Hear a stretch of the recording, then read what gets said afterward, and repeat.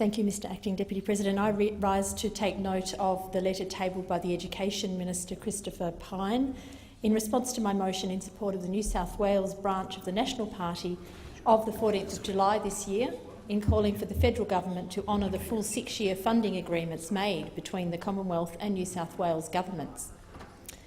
I can appreciate why it is an awkward issue for Minister Pyne, so I can understand why his letter avoids the substance of my motion.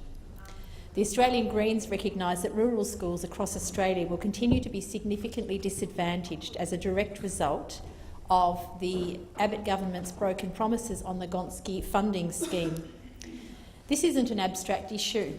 It's thousands of children who every year, year on year, will fall further and further behind kids in city classrooms because their schools simply don't have enough money. So the Australian Greens were very pleased we were not the only ones concerned about this issue. It was extremely heartening to see that one state branch of the Nationals had the courage to contradict their Liberal Party colleagues in favour of standing up for their constituents. So you can imagine my dismay, Mr Acting Deputy President, when I saw the federal National MPs in this place would not dare to be so bold.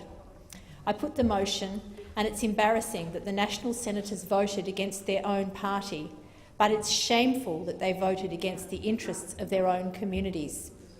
The sad fact is that schools in rural and regional areas are amongst the biggest losers as a result of the Abbott government's decision to cut the majority of Gonski funding. Already, students in rural and regional areas are as much as 2 years of schooling behind students in metropolitan schools, and it's only going to get worse. A recent report showed our education system is now more unequal than when the Gonski Review Panel handed down its damning assessment 3 years ago. The gap between advantaged and disadvantaged students in Australia is growing. But what do we get from our Education Minister? Outrage? A plan? Even mild concern? No, we merely get deliberately misleading, evidence-dodging slogans about funding not equalling better outcomes. He has made the same deceptive claim again in this letter.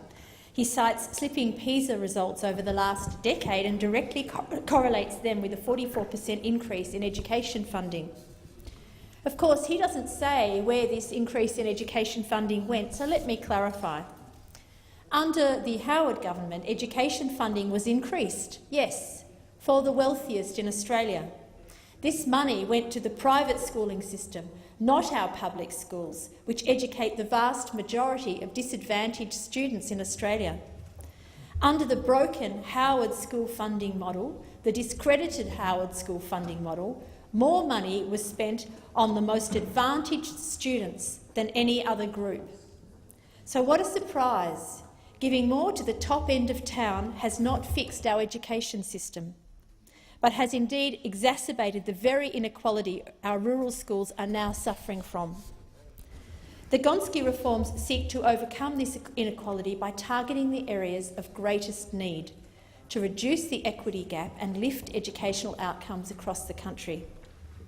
This same Gonski review, which would have delivered a much-needed boost for country schools, was branded a failure by New South Wales National Senator Williams in a Senate committee report.